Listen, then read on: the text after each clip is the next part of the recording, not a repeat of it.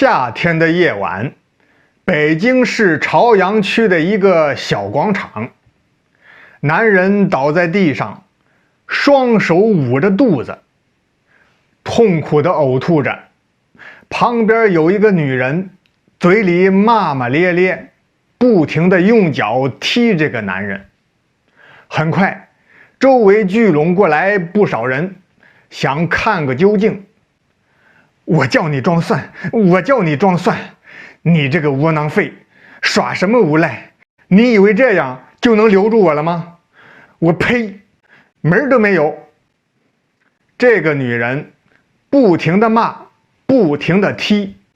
这时候，鼻子稍微灵敏一点的人开始闻到了一股臭味儿。原来，这个男人已经拉裤子里了。通过女人说的那些话，很多看热闹的都听明白了。原来这个男人名叫吴大牛，打骂他的这个女人是他的妻子，名叫彩凤。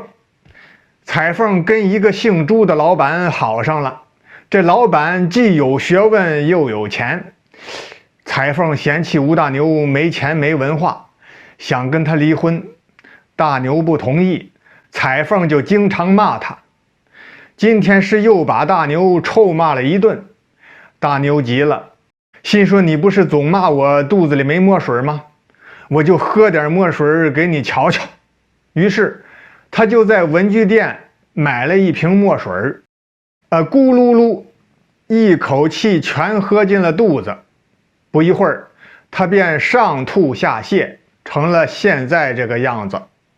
有人就上前劝说彩凤，让他停下来，赶快带大牛去医院。彩凤根本不听，继续打骂大牛。正这么个功夫，就听到嗡儿哇嗡儿哇嗡儿哇，救护车来了。原来是有好心人拨打了120。到了医院之后，医生一检查，发现吴大牛并无大碍，因为墨水没有太大的毒性，也就没有给他洗胃，只是叫他喝了一肚子白开水，然后就让大牛回家了。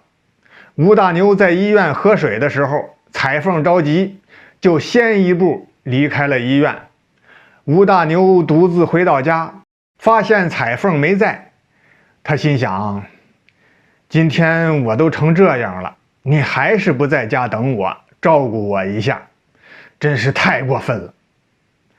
犹豫了一会儿，吴大牛打通了彩凤的手机，彩凤拒接了，再打还是拒接，又打了好几遍，彩凤最后干脆关机了。大牛知道，不用问，彩凤肯定又是去见那个朱老板了。朱老板名叫朱胡来，不是本地人。据他自己说，他是个留美博士，回国创业，目前在全国拥有几十家连锁店。因为一直忙于求学和创业，至今40岁了，依然是单身。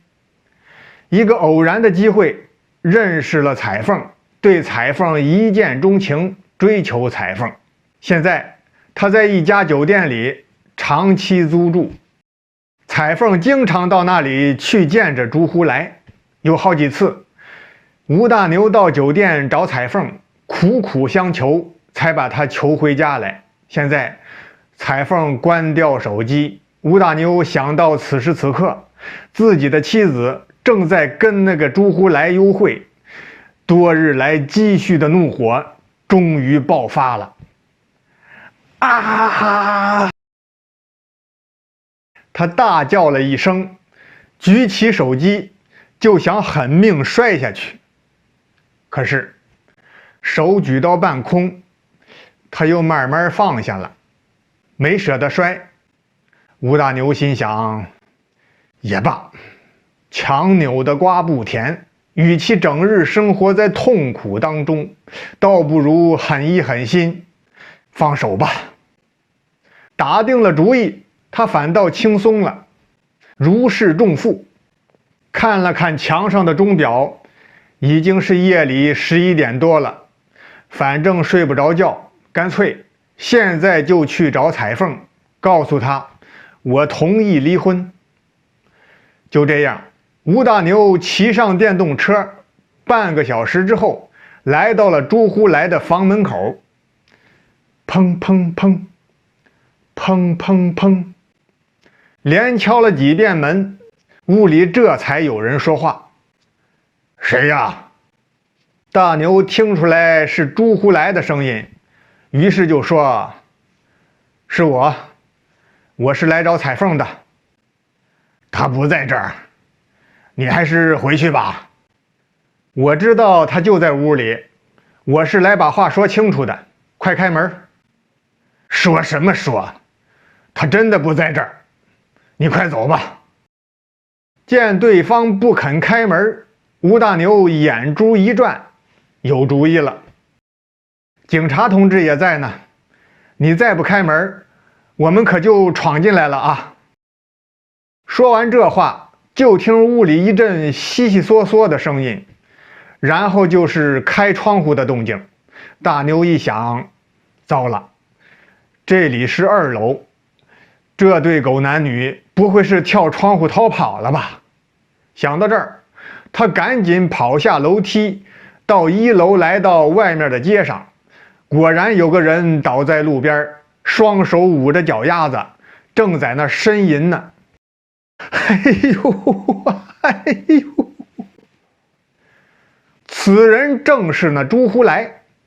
原来朱胡来听说有警察，很害怕，就赶忙从窗口跳出来，顺着管道往下爬，想要逃跑。在距离地面1米的时候跳下，慌乱之中，因为天黑没看清楚，刚好踩到一块木板上。木板上有一颗大钉子，足有2寸多长。噗的一声，墨根扎进了他的脚心，那疼劲儿就甭提了。吴大牛抬头一看窗口，彩凤也正探出头来往下看呢。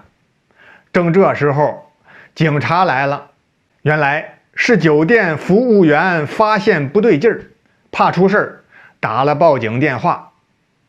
吴大牛、彩凤、朱胡来3个人被带到派出所。吴大牛和彩凤都比较平静，唯独这朱胡来害怕极了，神色慌张，语无伦次。警察同志就对他产生了怀疑。经过调查讯问，原来这位朱先生根本不是什么留美博士、公司老板，而是一个地地道道的农民，家里有老婆孩子。因为好吃懒做，多年以来他到处招摇撞骗，专门挑一些个像彩凤这样爱慕虚荣、贪图富贵的女人下手，骗财骗色。这就是为什么他一听说来了警察就吓得跳楼，见到警察就打哆嗦的原因。朱胡来的脚被钉子刺伤，虽然警察同志一开始就带他到医院进行了处理，但也真是该着他倒霉。10天之后出现了破伤风症状，不久朱胡来便一命呜呼了。明白过来的彩凤后悔极了，觉得实在是对不起吴大牛，痛哭流涕，请求吴大牛的原谅。吴大牛心一软，就想原谅彩凤，但转念又一想，心里一阵厌恶，于是一口回绝了，拉着彩凤到民政局去办了离婚手续。但是后来彩凤经常来找大牛，希望能够和好如初。各位，您觉得他们还有希望和好吗？